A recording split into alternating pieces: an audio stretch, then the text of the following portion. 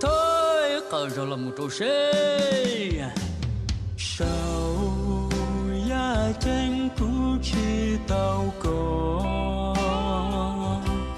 hầu đua yên lò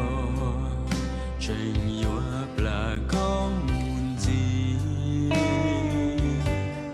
dòng suy chia đủ chia phê chia cụ kê lông com bê cùn thia chi tao mùng rau nồi yếu chi trò lon thia